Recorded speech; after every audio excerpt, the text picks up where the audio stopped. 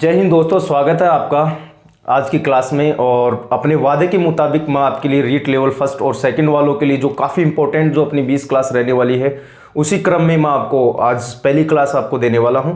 और काफ़ी एनालिसिस करने के बाद में पिछले सालों के जितने भी पेपर हैं, सेंट्रल लेवल पे, स्टेट लेवल पे जितने भी पेपर हुए हैं, उनमें मैथमेटिक्स का जो एरिया है, कहाँ से क्वेश्चन आ रहे हैं आपके, उन पे अपन चर्चा करेंगे और केवल उन्हीं चीज़ों को पढ़ेंगे जो एग्जाम में पूछी जा सकती है। कंप्लीट पढ़ाने का न तो आपके पास पढ़ने का टाइम है, न मेरे पास आपको पढ़ाने का टाइम है, तो कंप्लीट तो अभी अपन पढ़ेंगे नहीं। अपन केवल वो चीजें देखेंगे जो अपने लिए इंपॉर्टेंट है, जहां से अपने क्वेश्चन 100% आने की संभावना है। तो इसी क्रम में अपन सबसे पहले ले रहे हैं लॉस एंड प्रॉफिट, लाभ और हानि का टॉपिक लेंगे। जो पहला टॉपिक अपना जो पहला वीडियो है उसमें अपन लॉस एंड प्रॉफिट की बात करेंगे, प्रॉफिट एंड लॉस की बात करेंगे। तो इसमें आपको मैं 2 मिनट आपकी लूंगा, इसकी बेसिक जानकारी बता देता हूं कि होता क्या है लॉस एंड प्रॉफिट। देखो, आपको पता है कि प्रॉफिट क्या होता है कि अगर आपको किसी सौदे में फायदा हो जाए वो प्रॉफिट होता है, और किसी फायदे में अगर नुकसान, किसी सौदे में अगर आपको लॉस हो जाए तो वो कहाँ होता है, नुकसान होता है आपका। अब सुनो जी, अब इसमें जो बातें होती हैं, 2 छोटी छोटी बातें होती है। तो क्रय मूल्य होता है, जिसको आप सीपी बोल सकते हो, कॉस्ट प्राइस। इसका मतलब होता है कि जितने रुपए में आप किसी वस्तु को खरीदते हो वो उसका कॉस्ट प्राइस होता है। एक आपका होता है विक्रय मूल्य, किसी वस्तु का विक्रय मूल्य। अब विक्रय मूल्य क्या मतलब होता है, सेलिंग प्राइस, मतलब उस वस्तु को आप कितने रुपए में बेच रहे हो, किसी भी आर्टिकल को आप कितने रुपए में सेल कर रहे हो, वो उसका सेलिंग प्राइस होता है। उसके बाद में एक होता है अंकित मूल्य, मार्क प्राइस, अंकित मूल्य। तो ये एमआरपी, तो एमआरपी के लिए आप ये सब मैक्सिमम रिटेल प्राइस भी आप इसको बोल सकते हैं, और मार्क प्राइस भी आप इसको बोल सकते हैं। ये इसका अंकित मूल्य होता है, जो वस्तुओं पे आप देखते हैं लिखा हुआ होता है, वो उसका क्या होता है, मार्क प्राइस। अब चलो, ये तो छोटी छोटी बातें थी अपनी, ये तो अपने काम की बात नहीं है, नॉर्मल बातें हैं, ये आपको पता होनी चाहिए। अगर आप ये चीज पढ़ने जा रहे हो, ये टॉपिक अगर समझने जा रहे हो, तो इसके बारे में थोड़ा सा नॉलेज होना चाहिए। कॉस्ट प्राइस कितने रुपए में खरीदते हैं वस्तु को, सेलिंग प्राइस कितने रुपए में बेचते हैं, और मार्क प्राइस उस वस्तु पर कितना मार्क लिखा हुआ है, कितने रुपए लिखे हुए हैं, वो उसका मार्क प्राइस होता है। अब बात आती है एक सबसे इंपॉर्टेंट बात जो अपन को चाहिए, जो लगानी है अपन को आवश्यकता है जिस चीज की। देखो, सबसे पहले अपन को होता है लाभ। लाभ का परसेंट किस प्रकार से निकाले। चलो जी, आपको किसी सौदे में लाभ हो गया, आपको फायदा हो गया, तो उसको परसेंट में कैसे कन्वर्ट करेंगे अपन। तो इसके लिए देखो, आपको कितने रुपए का लाभ हुआ, वो लाभ आपके पास होना चाहिए। 10 रुपए, 20 रुपए, 100 रुपए, लाख रुपए, 1000 रुपए। और जिस वस्तु पर आपको लाभ हुआ है, जिस सौदे में आपको लाभ हुआ है, उस सौदे को आपने कितने रुपए में खरीदा था, अर्थात उसका क्रय मूल्य क्या था। और परसेंट में बदलना है तो इंटू क्या कर देंगे, 100 कर देंगे। इसी प्रकार से आपको अगर हानि परसेंट निकालना है तो आप कैसे निकालेंगे, अब बिल्कुल हानि निकाल लेंगे, और यहां से क्रय मूल्य जो आपको दे रखा है वो लिख देंगे, और इंटू क्या कर देंगे, 100। मतलब ये 2 बातें आपको कंप्लीट ध्यान रखनी है। मैं कंप्लीट बात यहाँ पे नहीं करूंगा, बिल्कुल जो आपके काम की बात है वही करने वाला हूं। और केवल इस वीडियो को रीट वाले स्टूडेंट ही देखें, एसएससी, रेलवे, एनटीपीसी और किसी भी चीज की तैयारी करने वाले स्टूडेंट न देखे भाई। बिल्कुल बेसिक चीजें हैं, रीट में बिल्कुल बेसिक चीजें आती हैं, उन्हीं की अपन यहाँ पे बात करेंगे। ठीक है जी। तो किसी भी चीज का अगर लाभ निकालना है, लाभ परसेंट निकालना है, तो लाभ कितने का हुआ आपको, और उस वस्तु का क्रय मूल्य क्या है, गुणा 100 कर देंगे। हानि निकालनी है किसी सौदे में, हानि का परसेंट निकालना है, तो हानि कितने रुपए की हुई, और कॉस्ट प्राइस क्या है, क्रय मूल्य क्या है, और इंटू 100 कर देंगे। ये आपका लॉस एंड प्रॉफिट आ जाएगा। तो चलते हैं इसी क्रम में आगे की तरफ। अपन देखो, अपना पहला क्वेश्चन किस प्रकार से एग्जाम में आता है। मैं केवल एग्जाम के क्वेश्चनों की चर्चा करूंगा यहाँ पे। और देखो, हर वैरायटी के पर्सन जो होते हैं उनकी एक एक स्टेप वाइज स्टेज होती है। जैसे एक प्रकार का कोई क्वेश्चन आ गया तो उसकी स्टेज 5-6 स्टेज होती है भाई, थोड़ा सा उससे हार्ड, फिर हार्ड, फिर हार्ड, फिर हार्ड, फिर हार्ड, फिर हाई लेवल पे हार्ड। तो अपन तो केवल एक एक स्टेप की बात करेंगे जो आपके एग्जाम में वहां तक ही पूछा जाता है।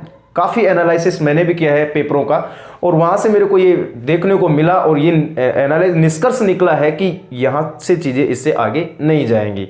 और जिसको कंप्लीट मैथमेटिक्स की बात करनी है, उसके लिए मैं अलग से बैच में निकल भी कहा था कि अलाउंस करूंगा, वो अलग से अपन चीजें लेंगे, हार्ड लेवल तक पढ़ेंगे। तो फर्स्ट वैरायटी का जो क्वेश्चन आता है, इसको आप ऐसे लगा लीजिए, रूल फर्स्ट लगा लीजिए, या फिर आप लिख लीजिए क्वेश्चन फर्स्ट, लिख लीजिए क्वेश्चन फर्स्ट। तो पहला क्वेश्चन आपका बिल्कुल नॉर्मल एग्जाम में देखो कैसे आता है। यह आएगा, एक व्यापारी किसी वस्तु को किसी वस्तु को 1200 रुपए में बेचता है, बहुत नॉर्मल पर्सन है, 1200 रुपए में बेचता है, तो उसे 20% की हानि होती है। वह उस वस्तु को कितने रुपए में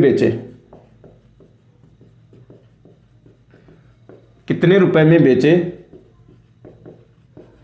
ताकि उसे 20% का लाभ हो।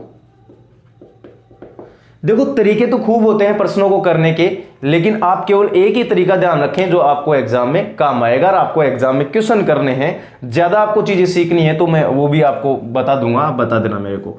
देखो अब 1200 रुपए में बेचता है, तो आप एक काम करेंगे कि 1200 रुपए जो सेलिंग प्राइस है वो लिख लेंगे। यहां पे आपके 1200 रुपए सेलिंग प्राइस है।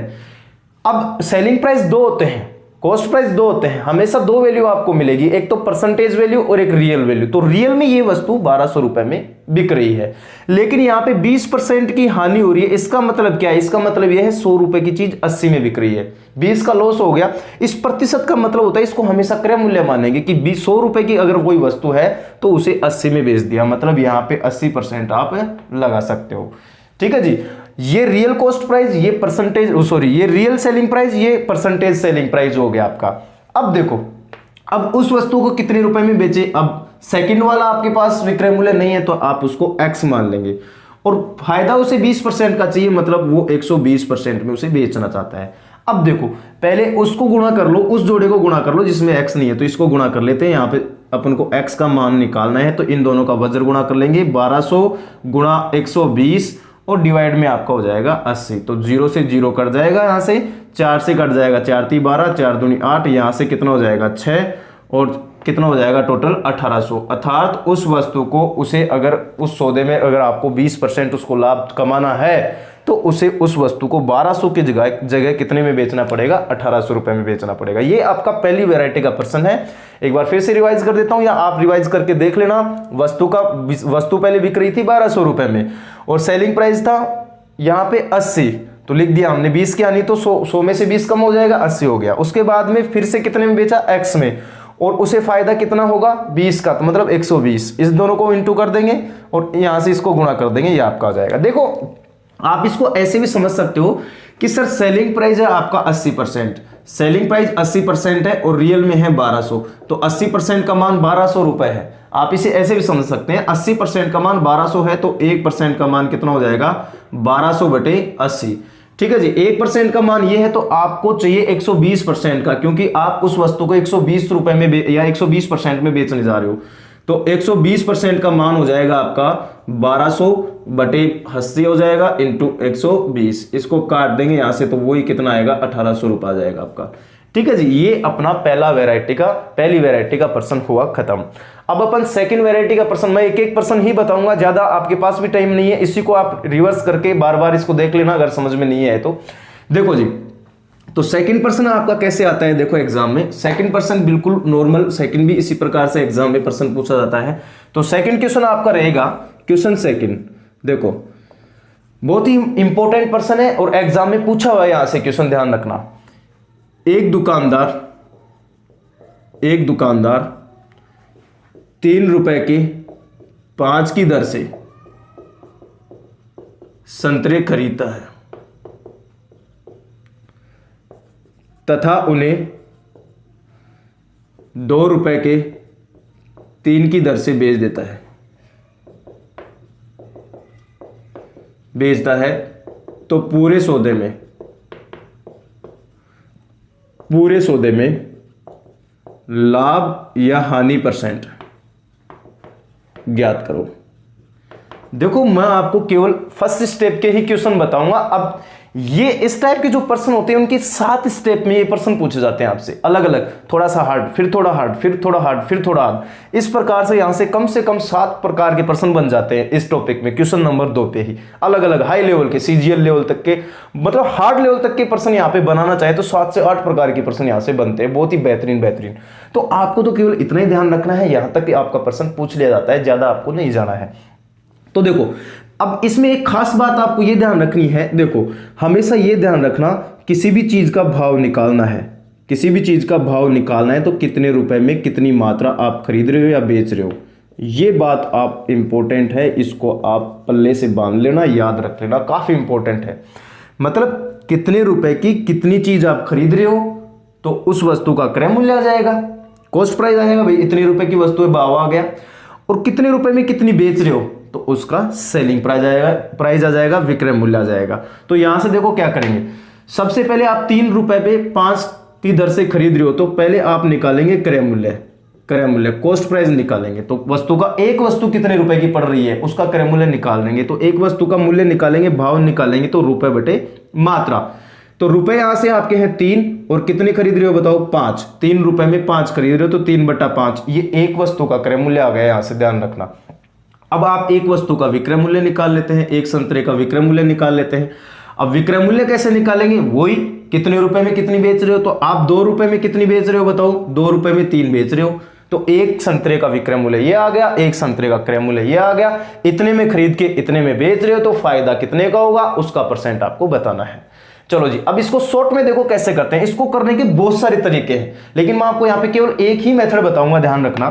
तो इसको करने के देखो, पहला मेथड, आप इसको वज्र गुणा कर लो, 3 को इससे गुणा करेंगे, 3 को इससे गुणा करेंगे तो 3 तिया 9, मतलब वो वस्तु मान लेते हैं 9 रुपए की खरीदी गई, ठीक है जी, और इसको इससे गुणा कर देंगे, 5 दूनी 10, 10 में बेच दी गई। तो ये अपन डायरेक्ट करने के लिए आपने ये जो आपके डिवाइड में जो संख्या है इनको एलिमिनेट कर दिया, या आप इसको ऐसे भी कर सकते हो कि 5 और 3 का एलसीएम ले लो और जितना एलसीएम आता है उससे दोनों को गुणा कर दो तो भी सही है। जैसे मान लो 15 आ गया तो आप ऐसे भी कर सकते थे, 3/5 गुणा 15 कट जाएगा, 5 × 15 3 × 9, और ये हो जाएगा 2/3, इसको 15 से गुणा कर देंगे, 3 × 5 = 15, 5 दूनी 10, ऐसे भी कर सकते थे।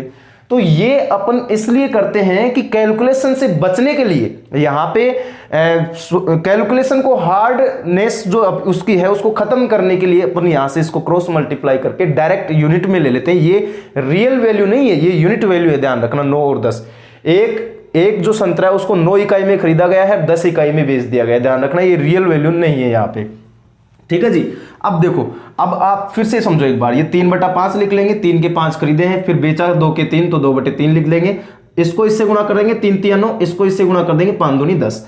अब 9 इकाई में खरीद करके 10 इकाई में बेच देंगे तो बताओ, आप सीधे सीधे आराम से बता सकते हो, बताओ कितने का लाभ होगा, 1 का लाभ होगा। तो मैंने कहा था कि लाभ का परसेंट कैसे निकालते हैं, लाभ कितने का, देखो 1 का, और क्रय मूल्य कितने में खरीदा, 9 इकाई में, तो 1/9 और गुणा क्या कर देंगे 100% में बदलने के लिए, तो यहां से आपका हो जाएगा 100/9, 100/9 हो गया आपका। तो 100/9 को आप यहां से सोल्व कर लेंगे, 100/9 और 9 का भाग लगाएंगे तो आपका कितना हो जाएगा 11 सही 1/9% आपका उत्तर आ जाएगा। ये आपका सेकंड टाइप का प्रश्न था, यहां से आप आराम से बना सकते हो, आराम से कर सकते हो, ठीक है जी। अब अगली प्रकार का प्रश्न देखो, क्वेश्चन नंबर 3 देखो, क्वेश्चन नंबर 3 देखते हैं। देखो क्वेश्चन नंबर 3 कैसा आता है, देखना ध्यान से। क्वेश्चन नंबर 3, क्वेश्चन नंबर 3 आपका आता है, एक दुकानदार 20 रुपए के 4 की दर से संतरे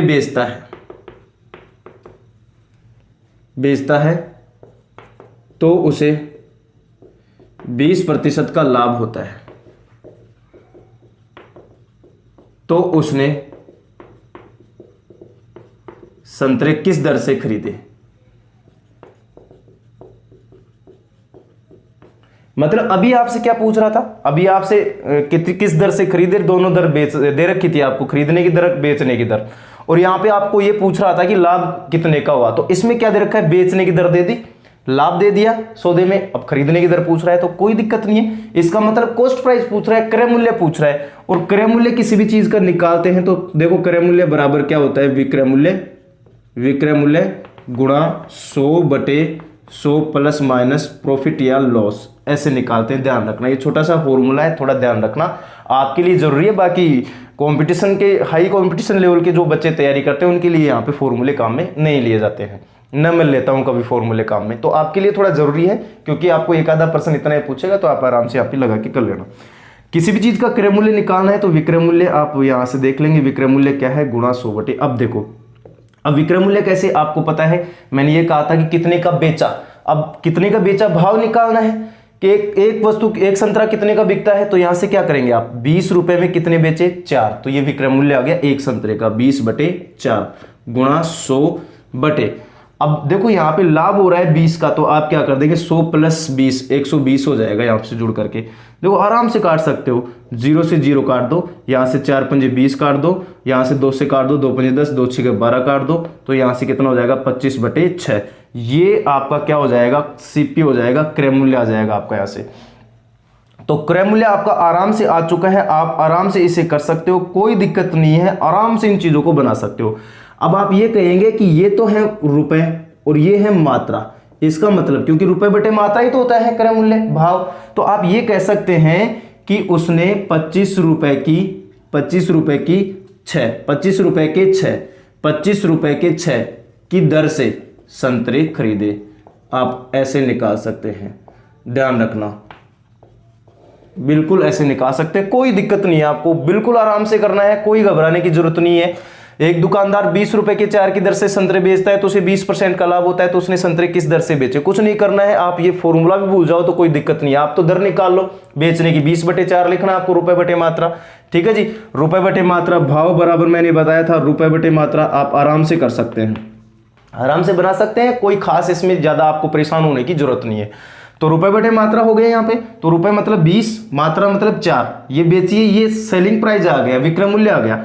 अब क्रय मूल्य निकालना है तो विक्रय मूल्य, और यहाँ पे 100 हो जाएगा और लाभ हो रहा है तो 120, इसको कैंसिल आउट करके यहाँ पे सोल्व कर लेंगे, 20 बटा 6। इसका मतलब क्या हुआ, इसका मतलब ये हुआ कि 20 रुपए में उसने कितने खरीदे, 6 खरीदे। अब देखो एक रफली और देख लो आप, जैसे थोड़ा सा जल्दी करना चाहे तो कैसे करें, जैसे मान लो यहाँ पे आपका ये आ गया, रफली क्वेश्चन देख लो एक, जैसे 40 रुपए में आपके आ गए 10, 40 रुपए में 10 की दर से संतरे बेचता है तो उसे लाभ होता है, मान लेते हैं 30 का, 30% का लाभ होता है, तो संतरे किस दर से खरीदे, तो आप कैसे निकालेंगे, रुपए 40, दर 10, 100 और लाभ 30 का तो 130, हानि भी हो सकती है यहाँ पे, हानि, अब इसको कैंसिल आउट कर लेंगे, 0 से 0 कट जाएगा, 0 से 0 कट जाएगा, तो 40 बटे कितना हो जाएगा, 13, मतलब 40 के कितने खरीदे बताओ, 13। अब इसको और कर सकते हो, जैसे मान लो यहाँ पे ये आ गया, 5 रुपए के 2 की दर से संतरे बेचता है तो उसे 10% की हानि होती है, 10% की हानि होती है, तो कैसे करेंगे, 5 रुपए के 2 और 100 बटे 10 की हानि मतलब 90 हो जाएगा, 0 से 0 हो जाएगा, यहाँ से 2 से कट जाएगा, 2 पंजे 10, तो कितना हो जाएगा, 25 बटे 9, मतलब कैसे करेंगे इसे, ऐसे करेंगे, 25 रुपए के कितने खरीदे, 9 खरीदे, ठीक है जी। अगला क्वेश्चन देखते हैं, क्वेश्चन नंबर 4। क्वेश्चन नंबर 4 है भाई, इसमें जैसे अब खरीदने की दर पूछा है तो आप बेचने की दर भी पूछ सकता है, खरीदने की दर दे देगा आपको। देखो एक व्यापारी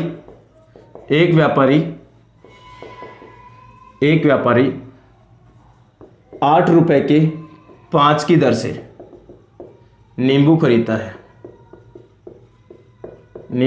है तथा उन्हें 10% लाभ पर बेचता है, तो उसने किस दर से नींबू बेचे। अब ये देखो क्या दिया है, इसमें बेचने की दर दे दी, खरीदने की दर दे दी, 8 रुपए के कितने खरीदे बताओ, 5, बेचता है 10% लाभ पे, तो आप क्या करेंगे, यहां से कुछ नहीं करेंगे, आपको तो भाव निकालना है। अब देखो यहाँ पे क्या पूछा है, विक्रय मूल्य पूछा है, तो विक्रय मूल्य के लिए आप कुछ नहीं करेंगे, विक्रय मूल्य बराबर होता है आपका क्रय मूल्य इंटू 100 प्लस माइनस प्रॉफिट या लॉस, और बटे में हो जाएगा आपका 100, ये इस प्रकार से। बस इसमें थोड़ा उल्टा हो जाता है भाई, 100 नीचे आ गया और क्या है, तो थोड़ा याद रखना आप। अब विक्रय मूल्य निकालना है, किस दर से बेचे, तो यहां से विक्रय मूल्य चाहिए, इसका मतलब 8 रुपए के 5, मैंने कहा था रुपए में कितने, रुपए में 5, कितने रुपए में कितने खरीदे या कितने रुपए में कितने बेचे, तो यहां से 8 रुपए में कितने बेचे बताओ, यहाँ खरीदे हैं 8 रुपए में कितने खरीदे हैं 5, तो 8 बटे 5 हो जाएगा, इंटू यहां से आप क्या करेंगे, 10% का लाभ हो रहा है तो आप लिख देंगे, देखो ये 110 जुड़ जाएगा और बटे में कितना 100, 0 से 0 कट जाएगा यहाँ से, और 2 से कट रहा है, देखो 2 चौके 8, 2 पंजे 10, तो यहाँ से कितना हो जाएगा, 11 चौक 44 और 55 25। आप ये कह सकते हैं, यहाँ से ये बना सकते हैं कि ये जो है 44 रुपये, ये तो रुपए हो गए और ये होगी मात्रा। आप ये कह सकते हैं 44 रुपये के कितने बेचे बताओ, 25 नींबू बेचे। आप ऐसे निकाल सकते हैं। ठीक है जी। तो कुछ नहीं करना है आपको, तो किस दर से बेचा है, 8 के 5 है तो 8/5 हो गया, ये आपका भाव आ गया खरीदने का। ठीक है जी, खरीदता ही तो है तो 8/5 ये आपका खरीदने का भाव हो जाएगा, इंटू 10 का लाभ हुआ तो 110 और बटे में कितना आ जाएगा 100। इसको सोल्व कर लेंगे। बिल्कुल नॉर्मल क्वेश्चन आते हैं आपके, ज़्यादा आपको सोचने की जरूरत नहीं है ही नहीं इसमें, ये समझ लो। जैसे मान लो और आ गया, जैसे यहाँ पे लिख देते 20% हानि, 20% हानि बेच देता है, 20% हानि पर बेचता है, और यहाँ पे 4 रुपए के 3, तो आप कैसे लिखेंगे, 4 रुपए के 3 खरीदता है तो 4/3, 20 की हानि तो 80 बटे में 100, 0 से 0 कट गया तो यहाँ से 2 से काट देंगे, 2 चौक 8, 2 पंजे 10, और कुछ कट नहीं रहा है ऊपर नीचे, तो यहाँ से 4 चौक कितना हो गया बताओ 16 और 5 15। तो आप क्या कहेंगे, 16 रुपए में कितने बताओ 15 नींबू, ये क्या करता है बेचता है। आराम से आप बना सकते हो, कोई आपको झंझटबाजी यहाँ पे लगानी नहीं है, आराम से बेझिझक आप चीजों को कर सकते हो। ठीक है जी। अगला प्रश्न देखते हैं, इसमें एक और प्रश्न देखते हैं। देखो इसी प्रकार का क्वेश्चन नंबर 5 देखते हैं अपन, बहुत ही अच्छा प्रश्न आता है एग्जाम में। तो क्वेश्चन नंबर 5 देखते हैं थोड़ा सा। क्वेश्चन नंबर 5, एक व्यापारी 1 रुपए के 12 की दर से पेन बेचता है तो उसे 10% की हानि होती है। वह उन पेनों को किस दर से बेचे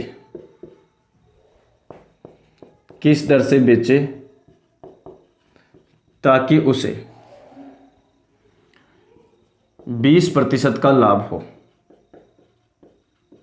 बहुत सिंपल प्रश्न है भाई। पहले जब ये पेन बेच रहा था 1 रुपए के 12 तो उसे लॉस उठाना पड़ रहा था 10 का। तो अब ये कहा है कि वो किस दर से इनको बेचे कि 20 का फायदा हो जाए, मतलब वो दोबारा से बेचना चाहता है, उनको 20% फायदा कमाना चाहता है।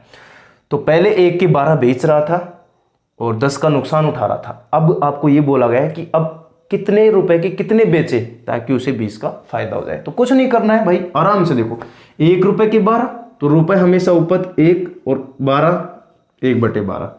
ठीक है, ये क्या आ गया उसका विक्रय मूल्य आ गया, इनटू अब जितना उसे लाभ कमाना है ना, जितना उसे लाभ चाहिए, मतलब सेकंड वाला प्रतिशत वो लिख लो। अब ये 20% लाभ है तो 120, इतना उसे लाभ चाहिए।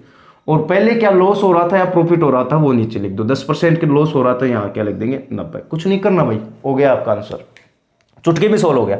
1 रुपए के 12 पे बेच रहा था तो 1/12 इंटू अब यहां से उसे फायदा चाहिए कितने का, सेकंड प्रॉफिट है ना, वो आप लिखेंगे यहाँ पे। सेकंड परसेंट है उसको देखो आप 20 है तो 20 का फायदा चाहिए तो 120, और 10 का नुकसान हो रहा है तो कितना कर देंगे यहाँ पे 90 कर देंगे। ठीक है जी, 0 से 0 कट गया, 12 से 12 कट गया, प्यार से प्रेम से काटो 1/9। तो आप लिख लेंगे 1 रुपए के कितने बताओ 9 पेन। 1 रुपए के 9 पेन बेचे, 1 रुपए के 9 पेन बेचेगा, 9 पेन बेचेगा तब जाके उसे क्या होगा बताओ 20 का फायदा होगा। आराम से बना सकते हो, बेझिझक बेरोक टोक आप आराम से कर सकते हो। ठीक है जी। अब देखो मैं इसको थोड़ा मिटा दूं यहां से, और आप ये समझ सकते हो कि मैं यहाँ पे डाटा चेंज कर दूं, यहाँ पे पूरे डाटा फिर से चेंज कर दूं। तो आप ये ऐसे भी लिख सकते हैं, जैसे मान लो यहाँ पे ये आ गया कि यहाँ पे 15 रुपए के 3 की दर से पेन बेचता है तो उसे 20% की हानि होती है, और वो चाहता है फिर कितने का 25% का लाभ चाहता है। तो कैसे लिखेंगे भाई, आराम से समझो। 15 रुपए के 3 पेन बेचता है, इसका मतलब 15 रुपए हमेशा ऊपर, मात्रा हमेशा नीचे। 15 रुपए के 3, ये विक्रय मूल्य आ गया। ठीक है, मैं समझाऊं आपको, ये चीज नहीं बताऊंगा कि ये क्यों हो रहा है कैसा हो रहा है, इतना आपके पास टाइम नहीं है। ठीक है, उसके लिए अपन अलग से बात करेंगे।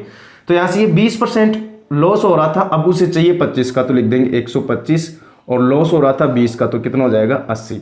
आप ये आराम से इसको सोल्व कर लीजिए और बना लीजिए। 3 पंजे 15 हो जाएगा, 5 से काटेंगे इसको, इन दोनों को 5 से काटेंगे, एक बार कटेगा, ये 5 है 5, 5 6 30, ये 16 बार कटेगा। तो इस प्रकार से आपका आंसर आ जाएगा 125/16। आराम से बना सकते हो, बेझिझक बेरोक टोक आराम से कर सकते हो, कोई आपको प्रॉब्लम नहीं है। यहां से पर्सन एग्जाम में जरूर पहुंचा जाता है।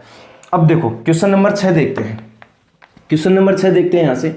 तो क्वेश्चन नंबर 6 की अगर अपन बात करें तो क्वेश्चन नंबर 6 देखो क्या है, बहुत इंपॉर्टेंट है भाई, काफी इंपॉर्टेंट है, मोस्ट इंपॉर्टेंट है, ध्यान रखना ये। ठीक है जी, यहां से ये पर्सन पूछता ही है एग्जाम में, ध्यान रखना। देखो पर्सन नॉर्मल सा पूछेगा यहां से क्या कि एक सौदे में 12 पेनों का विक्रय मूल्य, 12 पेनों का क्रय मूल्य ले लो पहले, क्रय मूल्य 8 पेनों के विक्रय मूल्य के बराबर है, विक्रय मूल्य के बराबर है। तो सौदे में लाभ या हानि परसेंट ज्ञात करो। भाई बहुत इजी बता रहा हूं, चीजें बहुत होती है मैथमेटिक्स में, इस टॉपिक में बहुत सारी चीजें बहुत सारे लेवल तक पढ़ी जाती है, लेकिन आपका केवल इतना ही है। ठीक है जी, आपको इतना ही पढ़ना है।